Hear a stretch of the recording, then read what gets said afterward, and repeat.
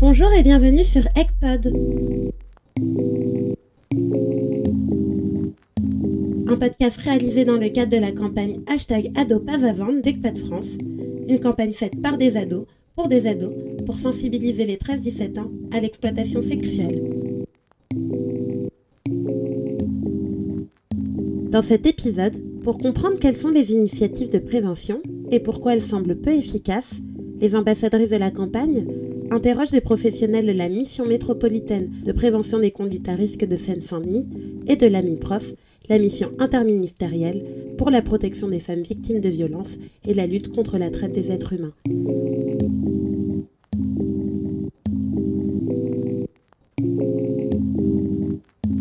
Bonne écoute.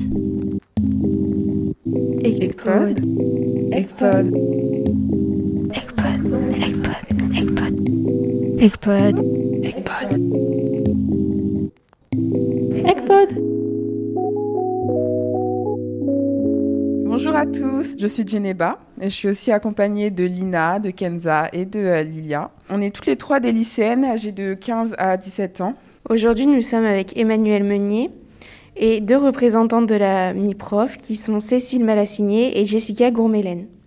Nous allons parler de la traite et l'exploitation sexuelle des mineurs.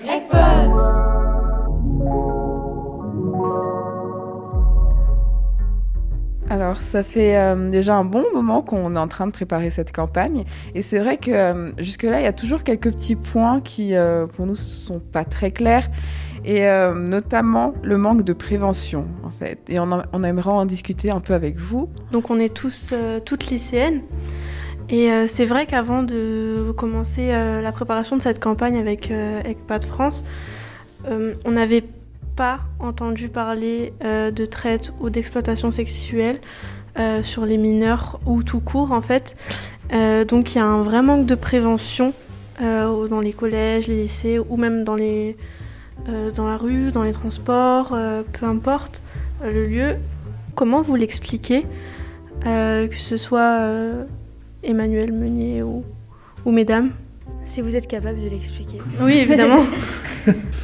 Je pense qu'il y a eu déjà, pas dire, c'est peut-être dur de dire un abandon, mais déjà en termes d'éducation à la sexualité, finalement on s'est replié sur quelque chose qui est très le biologique, des choses comme ça, un peu terre à terre, et absolument pas aller vers ce qui serait une éducation sentimentale, une éducation à la vie affective, relationnelle, une éducation qui contribuerait à développer ce qu'on appelle les compétences psychosociales dans notre jargon, c'est-à-dire la capacité à prendre des décisions. Par exemple, le consentement, c'est compliqué. Beaucoup de mots me disent le consentement, oui, j'ai dit oui, alors j'ai dit oui, non, le consentement, c'est pas le fait de dire oui, c'est le fait de dire oui après avoir évalué qu'on avait la possibilité de dire non. Tant que je n'ai pas la certitude que je peux dire non, mon oui ne vaut rien. Donc comment je peux évaluer, et c'est là où vous avez évoqué aussi tous ces mécanismes de pression qui se mettent en place, notamment avec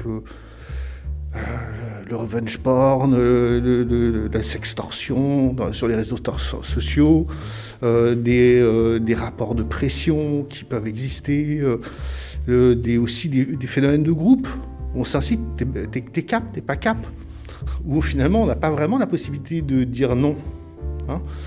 Donc c'est comment on construit sa capacité à se demander est-ce que j'en ai vraiment envie, ou est-ce que je le fais parce que j'ai le sentiment qu'il faut que je le fasse parce que l'autre le veut. Bref, c'est développer ces compétences-là et puis c'est comprendre tous les mécanismes d'emprise qui peuvent être mis en œuvre, justement d'un peu de manipulation, être un peu malin pour les détecter.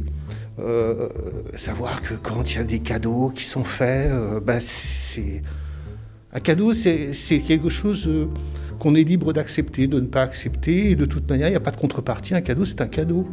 Il y a des cadeaux qui ne sont pas des cadeaux. En réalité, ça marche aussi quand Les gens nous appellent par téléphone en disant « Vous avez gagné tel truc, rendez-vous au magasin machin ».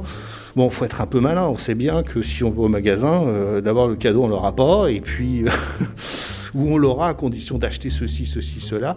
Et donc c'est pas un cadeau. Je veux dire, c'est un appât. Bon, donc à un moment c'est d'être un peu moins naïf. Et c'est vrai qu'il y a des gamins qui ont besoin de se sentir valorisés. Il faut leur trouver d'autres possibilités de se valoriser que de se valoriser dans ce type de relation. Donc vous nous dites que finalement, ce manque de prévention, c'est dû à un manque d'éducation sexuelle. Si vous voulez, le travail en termes de prévention, simplement d'expliquer la reproduction, ça les gens ils savent faire parce que c'est basique, c'est scientifique. Tandis que là, il s'agit de réfléchir sur les relations humaines. Et là, ça devient un peu plus compliqué et les gens ne sont pas formés à ça. Alors, il y a des outils qui existent. Par exemple, nous, à la mission métropolitaine, on propose aux gens de prendre des outils de prévention. On les forme à ces outils. Ils peuvent aller faire ensuite leurs actions d'animation. Par exemple, il y a un outil qui est fait par des Belges qui s'appelle la box hypersexualisation. Donc, c'est toute une série, à la fois des jeux de rôle qu'on peut faire à des adolescents, des jeux avec des images de publicité pour réfléchir comment la publicité va jouer des mécanismes d'influence. La plupart des mannequins sont entre 14 et 15 ans. Hein, et les gamines de 14-15 ans, quand elles voient les mannequins, elles se rendent bien compte qu'en se maquillant un petit peu, elles peuvent être comme ces jeunes filles. Donc, tout d'un coup, ce que renvoie la publicité, c'est qu'elle dit, finalement, à 15 ans, on est une femme sexuellement mature. Mais est-ce qu'on est soi-même, effectivement, est-ce qu'on a vraiment envie ? Comment on peut faire pour apprendre aux gamins que finalement la sexualité, on y va chacun à son rythme et qu'il ne faut pas brûler les étapes, il faut y aller pas à pas, que ce n'est pas un fast-food. Et nous, en tant que lycéennes, les personnes qui nous enseignent l'éducation sexuelle et qui devraient nous enseigner tous les aspects de cette éducation sexuelle, c'est nos profs. Il faut savoir que les profs, ils suivent tout un tas de formations. Et comment vous expliqueriez, Madame Malasigné, que les profs, ils n'ont pas de formation par rapport à ça pour pouvoir nous former après, pour pouvoir nous prévenir? Alors, je ne pourrais pas me prononcer sur la formation de l'ensemble des professeurs, mais ce que je peux vous dire, c'est que pour faire le lien avec le plan d'action national de lutte contre la traite dont nous assurons le pilotage, une mesure concerne l'éducation nationale et le renforcement de la sensibilisation des jeunes à la question de la traite des êtres humains. Donc c'est pris en compte. On a bien conscience que c'est en cours de développement et qu'on a encore des progrès à faire, mais un certain nombre de projets sont en cours et d'initiatives sont en cours de développement pour améliorer la formation des jeunes dans les établissements scolaires.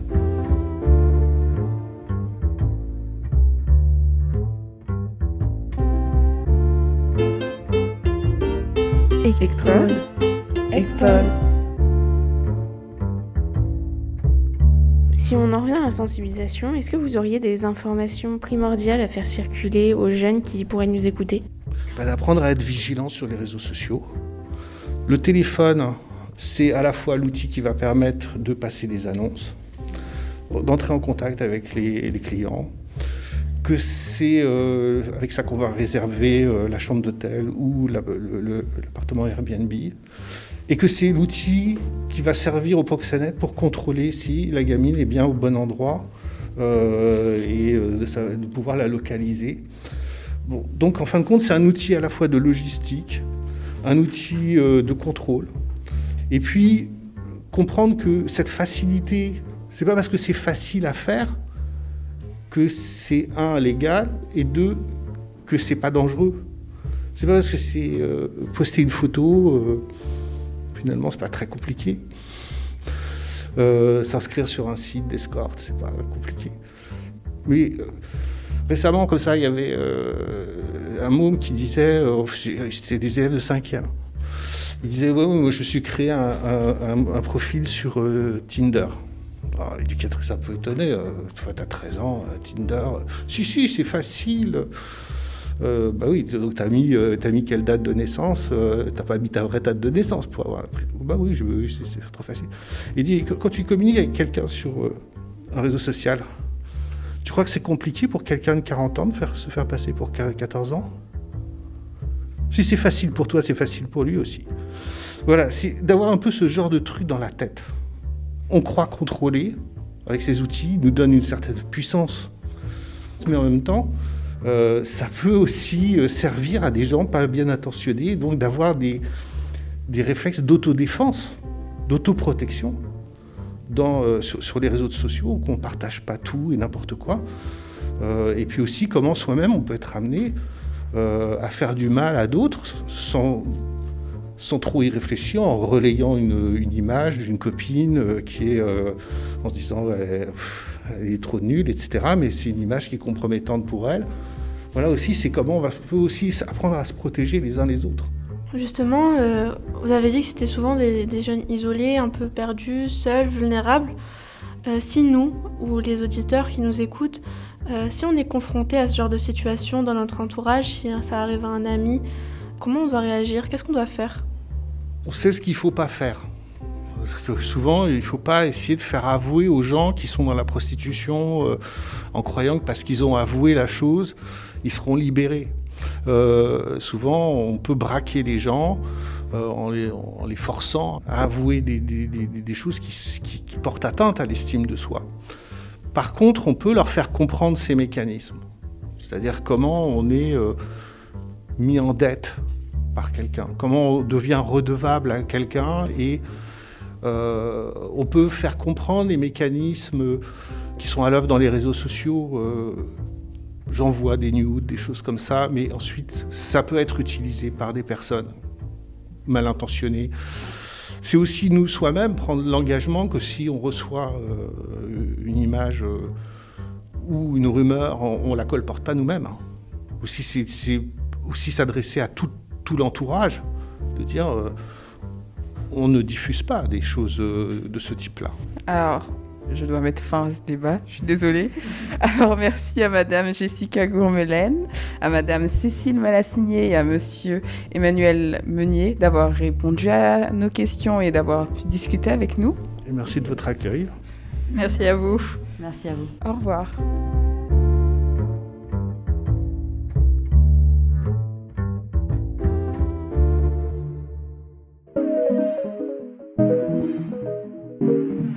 Vous avez écouté ECPOD, un podcast réalisé dans le cadre de la campagne #AdoPasAvendre d'ECPAD France, en partenariat avec les associations Radioactivité et Jouir.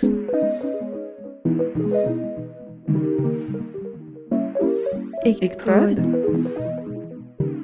ECPOD. ECPOD. ECPOD. ECPOD. ECPOD.